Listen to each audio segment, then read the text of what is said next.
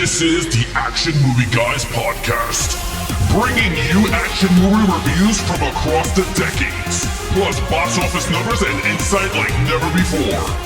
And now, your hosts of the Action Movie Guys podcast, Alex and Nate. Welcome, everyone, to a brand new episode of the Action Movie Guys podcast, episode 149, The Bourne Legacy from 2012. I'm your host, Alex Figueroa, and my co-host is Nate from Netflix Reviews. All right, so we're continuing the Bourne watch through. Now we're up to the fourth film in the franchise. Now, Matt Damon is not back for the role as Jason Bourne. Now we have a new character, Aaron Cross, played by Jeremy Renner. But Nate, I say his name right? Jeremy Renner. Renner. Sounds like Renner's the director, Brett Ratner. Oh, there you go. Okay, Renner. Red Dragon. But with that said, Nate, how long has it been since you've seen this film? When did this movie come out? 2012. I saw it in 2012. Okay. That's the last time I saw it when it came out, and I have not watched it since. And watching it this time, it almost was like a first-time watch. I didn't remember any of it. So it was pretty interesting. Yeah, for me and myself, I seen this again. I'd seen it last year, and it's a very interesting watch now that we have these categories watching action movies. So it's pretty cool once we sit down and tackle this. But again, let's get to some Rotten Tomato scores because I really want to see where the critics and audience have to say about this film. Yeah, if you remember from the last 3 weeks, the Bourne franchise has been in the upper echelon of reviews for action movies. They've all been like in the upper 80s or 90s. Or low 90s, pretty much. This one is where it takes a little bit of a tumble, if you will. Critics score 55%, and audience score right there with them, 58%. So both under that 60 threshold of being considered a fresh film, not great reviews. That's very interesting. I mean, that's a 40 point drop on each. From the last movie. Yeah, almost 38 points or something like that. Yeah, it's crazy. That's a crazy huge drop. All right, but with that said, I mean, it doesn't really matter what these audience and critics have to say about this film because we're here to give you guys our honest opinion about the Bourne Legacy from 2012. So with that said, let's get to the lead character, Aaron Cross. Nate. To be honest, I like him. I actually like him. I like Jeremy Renner in this too. I like his performance. I think he's good. If there's one thing that he does add or does a little different than Matt Damon, which I appreciated, he has a little bit more energy in his performance. And, you know, I've mentioned it, and Matt Damon was good, but very kind of somber, quiet, you know. Jeremy Renner is a little bit more talkative, a little bit more high energy of a character. You know what I mean? So I liked him in this. I thought he was really good. I thought his individual character was interesting. It's along the same lines of Bourne, but it's a little different. This one has we'll get to it in storyline, but it has a different twist than the Bourne movies. But I liked him. I thought he was good. Not like a 5, but I give him a 4. I thought Jeremy Renner was good in this movie, and he was good in the action scenes, in my opinion. I think Jeremy Renner was really good in the role. Very energetic, Army, Marine type character. He was good. Him and Rachel Weisz worked very well together.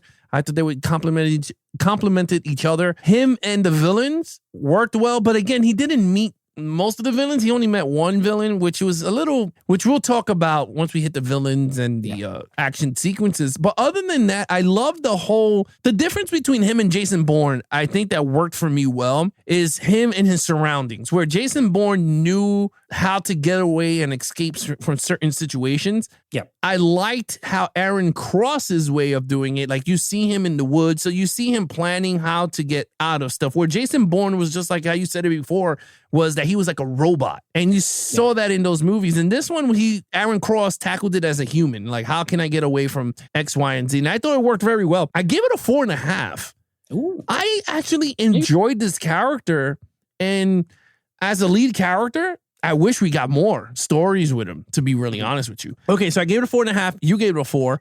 What did you think of the main villain, Ed Norton? All right. So I wasn't crazy about the villain in this movie. I like Edward Norton as an actor, but he just felt like a Diet Coke version of like the villains from the other Bourne movies. You know what I mean? Like David Strathairn was better than him, I thought, in Ultimatum. I thought he was better. Brian Cox was better. Chris Cooper was better. Like, I felt like they all played that role. And you know what I think it has to do with? Maybe their age, because they're a little older. He's kind of young enough-ish for that role, in my opinion. And Norton's a good actor, but I just feel like they didn't give him a lot to do with. The henchmen are way not as good in this movie as they were in the other Bourne movies.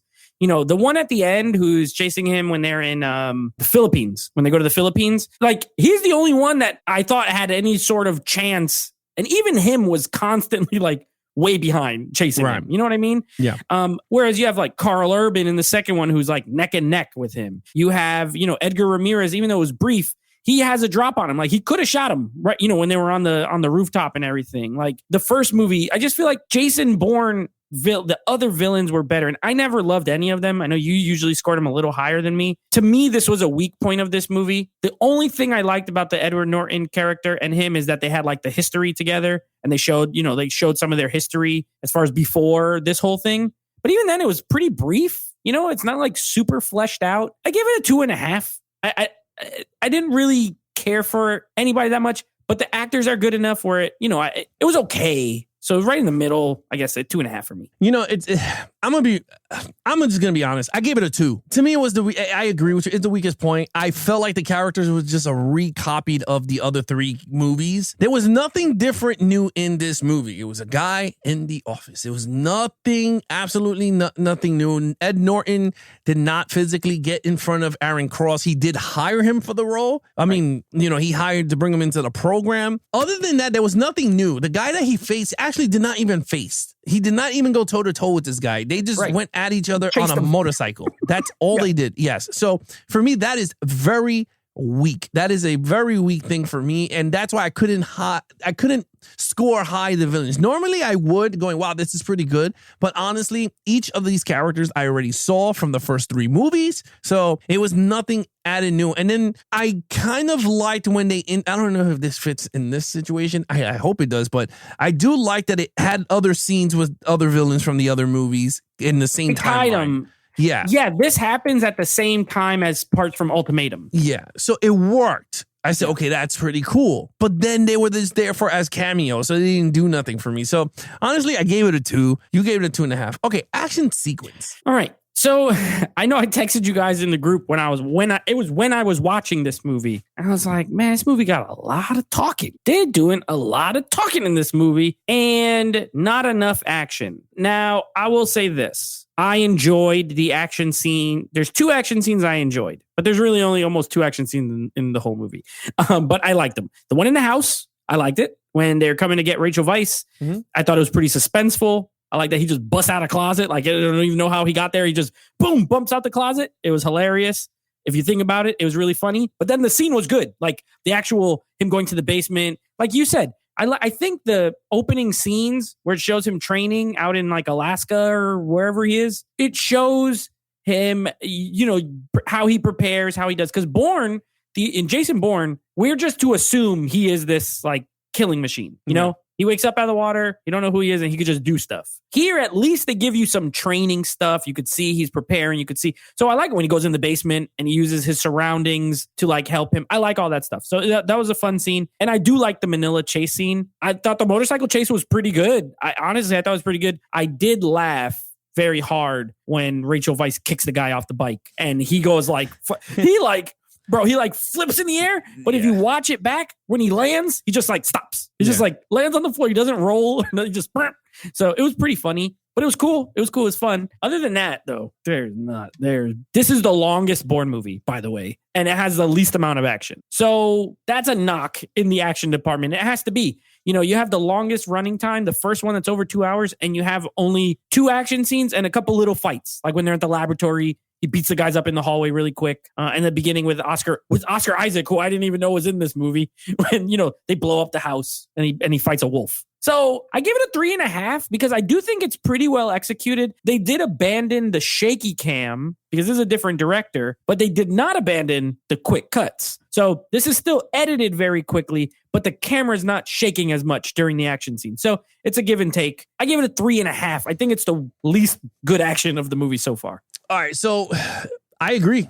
I gave it a 3.5 too. Disappointing, didn't have much action, but I prefer the hand-to-hand fighting in this movie than any of the Bourne movies, of the first 3 movies we saw. Yeah, better. I felt like it was edited better, but I felt like we got to see him do hand-to-hand. We didn't get to see that with Jason Bourne. Jason Bourne was like the cameras were close and it was like super choppy quick. This one you got to see Jeremy do the damn fight. Like I was like, yo, this is, and I liked it. I don't know. It could be me. Maybe you're right. It didn't have the shakiness, but I liked it. That scene in the house when he came and started beating them up on the refrigerator. Yeah, I thought it worked. I said that was pretty cool. Even when he was when the guy goes, "Why you guys are down here?" and he already got the injection before it started to kick in, and he whooped those guys like in 2 seconds. And I was like, I kind of like that. Or when he slid down the wall and he fought the guys between the buildings, I was like, that is pretty cool too. I like that. And I was like, these are cool action scenes. Now, again, Bournes are known for chasing, so you had a lot of the motorcycle scenes, which were cool. I enjoyed it. I thought it was really fun, but then the ending, the execution of the ending did not work well, getting kicked off a bike. And I was like, this dude is supposed to be the best version of the program that they had. And the scientist kicked them off. Not even Jeremy Renner. No, because he got shot up. So she kicked him hard enough. Yeah. And I was a little disappointed with that. I guess that's the word to say. I was very disappointed in the ending of that because I wanted something like spectacular, like Supremacy with the car chase, where it was just like a straight ending. Go out with a bang. Car chase. Yeah, you got to go out with a bang. Whether he gets crashed into something, I don't care. But I think what helped me also was the beginning, bro. When he was training and the wolves were there. I know it's not an action sequence, but I consider it because he's preparing himself for what's going to happen down the line. And I thought it worked very well. Him going over the mountain to get his chemicals or whatever. Yeah. I thought it worked. Honestly, I enjoyed the action. I gave it 3.5. It's good. I wish I could give it a 4, but I can't because the fighting scene, I wanted to see so much more hand to hand with Jeremy because he did it so well. And I thought he was a great lead, to be honest with you. All right, so 3.5 across the board. Yep. Storyline. So this is such a mixed bag of a movie, in my opinion. Yeah. This is a very, very, very mixed bag because there are on my right hand, I have like things that I thought were interesting and cool about the movie. And on my left hand, it's stuff that I did not think was that cool or interesting. And when you mix it together, it ends up right in the middle. I gave it a 3 for the storyline. On the plus side, if you're going to do a movie that's not about Jason Bourne, but you're tying it to that same, I think they did a pretty good job, right? Like this is another, I think they did a pretty good job, but so this is going to be a give and a take. I like that it's like another group, right? It's not Blackbriar or Treadstone. It's another group that now Edward Norton is panicking because Jason Bourne got loose. So now they want to kill off all these people. They want to shut it down before anyone discovers it exists. That's the main storyline. But at the same time, I think they do it well. The problem is it's kind of the same storyline. A group of, highly trained assassin people, and they got to shut it down before they get discovered. So it's not too different, but it's well done within the context of the Bourne universe. Okay. Number 2, I like what I was going to say in the lead character that I didn't want to say. There's almost like a sci-fi element to this, like a science, because you have these guys, they're like super soldiers. So Bourne, to my knowledge, and you can correct me if I'm wrong, we watched 3 movies. All I got from them was that he is highly trained, very skilled. Yeah. These guys are literally enhanced. Yes. They take chemicals. Yeah. So they're like stronger, faster, more physically. And also the other one makes them smarter. Like it literally makes his brain smarter. The scene where he tells her that his IQ was too low and they lied about the numbers. So when he takes the chemicals, that's when he's operating at peak mental performance as well. Yeah. I kind of like that. I thought that was pretty cool. It was different. It adds a little layer to it. But then for like every cool thing like that, there'll be these long, drawn out nonsense scenes. It's a little convoluted at times. Like you really got to pay attention to fully get what's happening and who's who and who's bad and who's good. Also, all the parts with Rachel Weisz, and I love her. I love Rachel Weisz. Not her fault. But all the scenes with her talking, she doesn't ever say anything that really like makes any sense. You know what I mean? She'll be like, oh, well, I'm just a scientist and all I do is science. He's like, all right, well, what is it? Well, it's just science. I don't know. It just says we do the science and I don't know anything. And I'm like, oh my God, spit it out. What do you do? I don't know what you do. So it was a little annoying. There's one scene in this movie I love. I love the laboratory scene where the guy starts shooting everybody. That is a great suspenseful scene. The problem is I still don't really understand why he did that. Like they kind of say, well, Jeremy Renner's like, oh, well, he was a dog that got let loose on the whatever, but how and why? And it was a little fuzzy to me. So the execution is not all there story-wise to me, but it's like pretty solid. So it's a 3. Well, okay, so in that point, I think they did it. It was poorly executed because they gave him a drug or they held something over him and he had to shoot everybody. And that's where I got from it, because when Rachel Weisz's character was talking, she said, I know chemicals that could make your brain do stuff that you don't want to do. So I think he was chemically induced, because he was different. And when you see when they first introduced the character, he was mad genius. He got excited because he was like, oh, you gave me some type of promotional whatever. And he was mad cool, down to earth with everybody. All of a sudden, he's a zombie. I think they did that. So I get the point of why it happened. Like the government or whatever gave him something that made him do that so they could shut down the facility. That was the point. So he can kill all the scientists and tie off the loose ends. Yeah, and they all knew the chemicals and how to make it work. But in the film, it's not really clear. Like, it's a little confusing at first. It's it is, unless you're someone that watches these type of films, you'll understand it. But other than that, you're absolutely right. It did not show why or when or how. Not good, at least. Yeah, not a good way. But I kind of like the storyline. It was very different in the Bourne universe. I kind of understand where they were trying to go. I gave them a lot of credit on the creativity of the film, because they could have did the same thing. Aaron Cross could have been another Jason Bourne running loose, but they didn't. And I agree with you with the sci-fi thing, with the enhanced abilities. I thought it worked. I thought it was fun. I liked it. I wish I saw more of it, but you got to see him weeding off of it, which made it even fun, because there were scenes that he was just like so weak. And when they finally arrived at the Philippines, you saw his body just break down the minute he went into the elevator. Like, she was just like, "Are you okay?" He started to stare into the abyss. Like, he didn't know what the hell was going on. And I liked that. Yeah. I thought that was pretty cool. I wish we got one scene where he's fighting and he totally gets dominated because he does not have the pills in him. Like, he just lost it. But I mean, beggars can't be choosers. It doesn't even almost happen. He dominates. No, he dominated everybody. Yeah. Even with a little thing of powder, he was just whipping everyone's ass. Mm-hmm. I thought it was cool. I love the scene in the woods when he takes down the drone and then he uses the wolf because he knew they would. I thought that scene was badass. Yeah. To be honest with you, the whole thing with Ed Norton felt kind of boring. So I factored it a little bit into my score, but my scoring was basically on creativity, on giving this franchise kind of a boost of fresh air, I guess you want to call it. Mm-hmm. It worked. I thought it worked. The only thing I did not like, and I'll end it here, is I was getting tired of all these other programs. It was like, okay, we shut down Black Briar, the Treadstone, and now we're closing this one, but we have another one called Bangkok. Yeah, how many freaking programs do you have? I'm like, when the hell did you open Bangkok?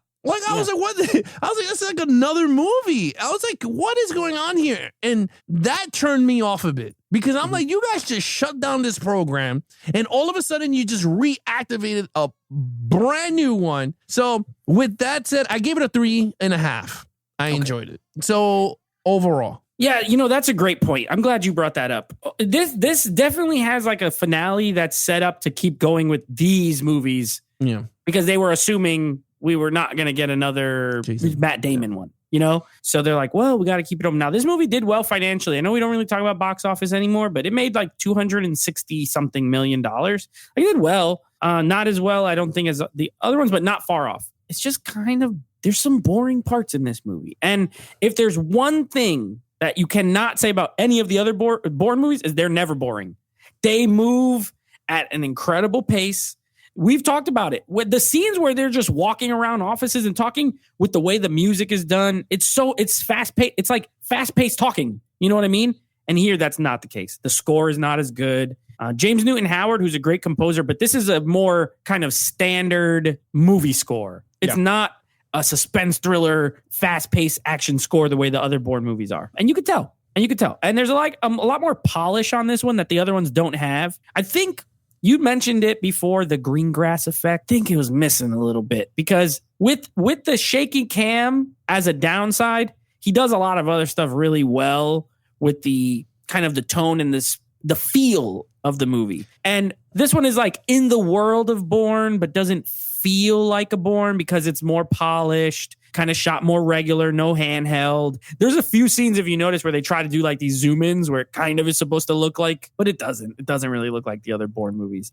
So it feels like an adjacent film, which is fine. It's a knock only in that the other Bourne films are so good that it's like you want to just continue with that and then you don't really get it. Renner's great in this. Rachel Weisz is great in this, except for her dialogue is bad. I think her dialogue's bad, but I think her performance is pretty good. She plays a pretty good scared scientist woman. Their chemistry was fine. You know, it's not like super romantic, but it's good. They have good chemistry. Norton is good, but again, the role's written like kind of meh. And this one doesn't have anybody else. Like, you know, I mean, Oscar Isaac, he's cool in that opening scene. But again, it's like his whole thing is not clearly explained. I just feel like there was a lot of holes, missing parts that I'm like, what? You know, this movie's longer. It should not have any missing parts. And it felt like there was missing parts here and there. The execution was so-so. I thought it was well written, but not necessarily extremely well executed. It's a 3 for me. It's not bad. I don't think it's a bad film. But it's just good, you know, like just good. And that's it for me. I you know what? It's going to be shocking, but I enjoyed this movie. I understand it had more dialogue than the others and didn't have much action. And I do agree with you, the whole Greengrass situation. Greengrass was more putting you in the film. So you're Jason Bourne. And all the scenes were action. I mean, me and you talked about it. I mean, every scene. I mean, the guy goes to the bathroom and is action packed. And you're like, holy hell. Yeah, you're very excited to see what came out his ass. And you're like, oh, shit, this is good. So you're like, holy crap. But I think they were trying to go with the first movie, but not as much. Right? It feels more like the first than the second two. It does, but it was more cinematic than the first. See, the first movie gave you more of a spy, like Mission Impossible 1. Yeah. But then when the McQueen dude came in towards the later, it became more of its own movie. Mm-hmm. This one felt like that. This one felt like the first one, but more cinematic, where Greengrass was more rugged, more Jason Bourne. Cameras is all like, oh, you're like, oh, right. Shoot. But I liked it, though. I thought it fit. I just felt like the scenery was not for me. Like the whole third act of the movie was in the Philippines, whereas it should have been where Jason Bourne was. It was in the city. It was in Germany, you know, all these exotic places that you'd be like, man, I wish I could go to. And I think that's another thing that Jason Bourne did well. It took you to exotic landmarks, Germany, Sweden, New York, you know, like Spain in the first movie when he met the chick with the moped at the end. Yeah. You know, so it was, to me, I guess that's what it worked. This one didn't work as much because it was where land, forest, could be anywhere, right? Yeah. And then it goes and ends in the Philippines, where it's like, who the hell? A lot of laboratories too. They're always in like a facility. Yeah. So for me, I think where it held the people back was the fact that it wasn't exotic destinations. No, the scenes wasn't as crazy as where Bourne was. Oh, Bourne was in India, but it started off in India and landed up in New York. Yeah. Like, I mean, that's just me. No, I feel you. And this movie should have been called The Bourne Facility. That would have been a better name. Like, how many laboratories are we going to, bro? Come on. and I think Jeremy was great in this movie. Aaron Cross, I like. First of all, that's a badass action name, Aaron Cross. That's a really good action name. Second, I love the speed of his fights. I thought he was really good. I wish we got a sequel. I'm going to be really honest with you. I think this movie deserved a sequel, but I understand why they didn't greenlight it. It didn't make as much. It did make the money, but it did not generate the amount of money what Bourne did. And I think that's where they were like, oh no, people were tired of it. I don't think people were tired of it. I think too, I'll just say it this way. If this movie never had a Bourne name attached to it, it would have been a hit. The fact that it had Bourne something, the name Bourne alone is Jason Bourne. And that's where I think they should have never called it that. They should have just called it something else. And I think that would have been it would have spawned into a better franchise. To be me, I'm just going to be honest with you. Because honestly, let's just take away the Bourne. All right, Nate, let's play the game. Yeah. We removed the Bourne. We removed the music from the original at the end, right? The right? We removed the Moby song. Yeah, Robert told us. The Moby song. Yeah, the Moby song. We removed that. Would you go, I would like to see a sequel of this movie, not knowing it's not a Bourne movie. This is his own franchise. Would you go, damn, this actually would have been pretty cool. You have an enhanced person now running around. The government is chasing after him now. Would you want to see a sequel?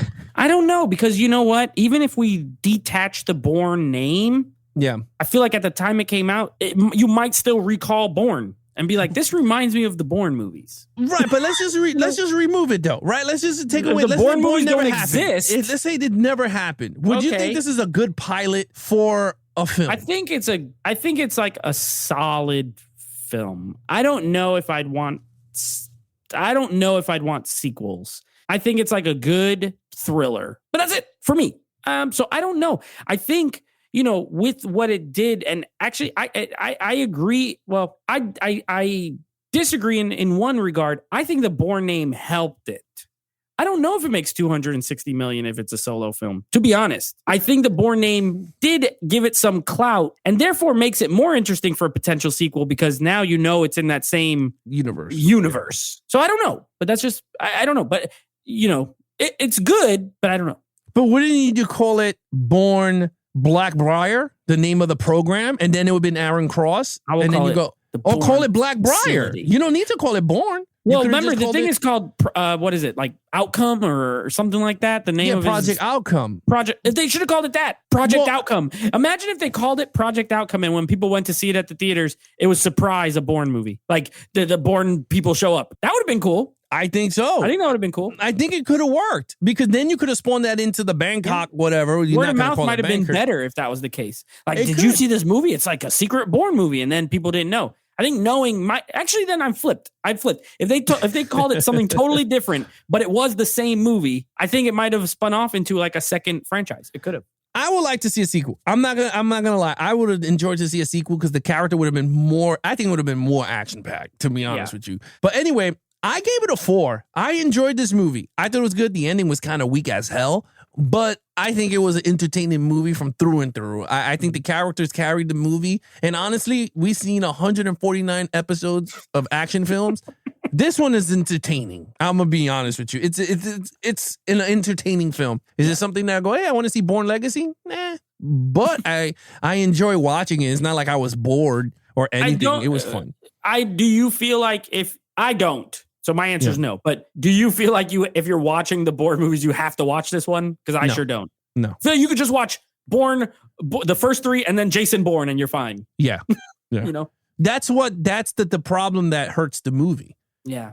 It's like if this movie tied into the beginning of him, it would have been Aaron Cross training with Jason Bourne, and he dies during the training or something towards the end, and it's only left Jason Bourne on the run, then it would have made sense. Yeah. You understand what I mean? Yeah. Like, that would have worked, because then you go, okay, now I'm have to watch Legacy to watch Identity, Supremacy, Ultimatum, then Jason Bourne, and you're good to go. The fact is that I don't need to be forced to watch this movie, because the movie has really nothing to do with the other movies, except that it's a floopity-doodah in the timeline. Right. They did not make it necessary. Exactly. They didn't make it necessary to watch, which is a knock against it. If it was necessary, you know what? This could have been worked if it tied between Supremacy and Ultimatum, because it could have been a friend that he could have helped him out during that sequence of running. Yeah. So anyway, with that said, look, I gave it a 4. You gave it a 3? Yep. Yeah. So with that said, what is your total points? My total is a 16 out of 25. I think the only really bad thing in the movie is the villain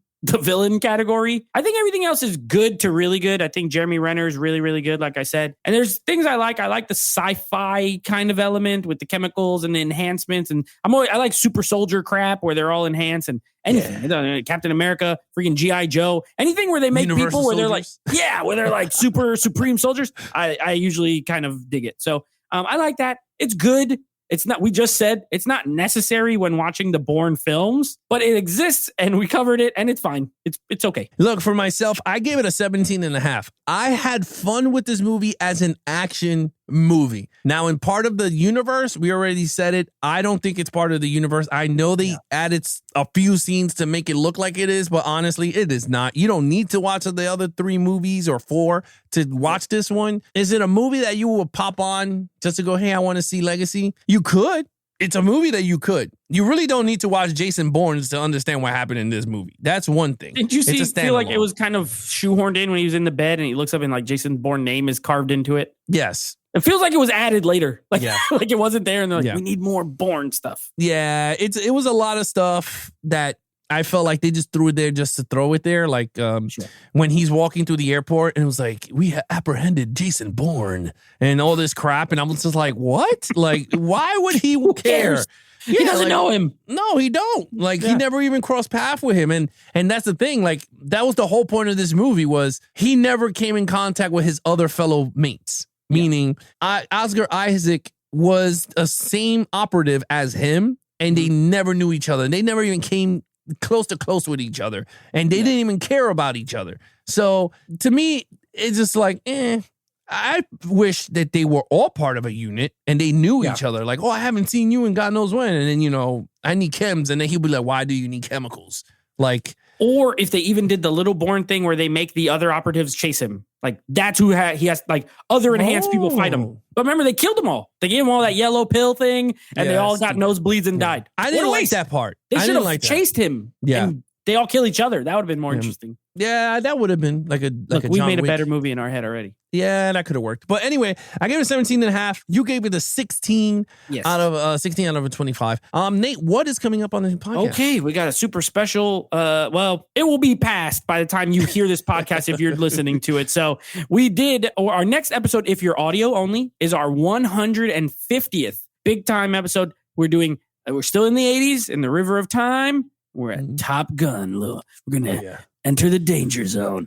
We're at some Tom Cruise. So looking forward to some Top Gun. There is a live show special of it. So if you're listening to this audio only and you want to check it out on YouTube, you can watch us do that review live. It'll be up out of order a little bit, but we'll have chat in there. We'll have people chiming in. It'll be a lot of fun. Other than that, next week, we are wrapping up the Bourne movies. It's always bittersweet when we get to the end of a franchise because now we're starting something new, which I'll tell you what that is at the end of the Top Gun episode. But next episode in the franchise will be Jason Bourne, the return of Matt Damon and Paul Greengrass coming back to the franchise. So I haven't seen that since it came out either. So it's gonna be like a first time watch. I don't remember it. I saw it twice, one in the theater and then the 4K. And then that's pretty much it. Yeah. So we'll see how this goes. I think I like it better than this one, but maybe not. I don't know. Yeah, I'm looking forward to that Top Gun episode. That's going to be actually really fun, having the community chime in on the action movie. So that's the fun part about doing stuff live, especially milestones. But other than that, if you want to follow us on our social media accounts, please follow Nate over on Instagram at NateFlix Reviews. Check out the podcast with him and his friends called NateFlix Movie Reviews.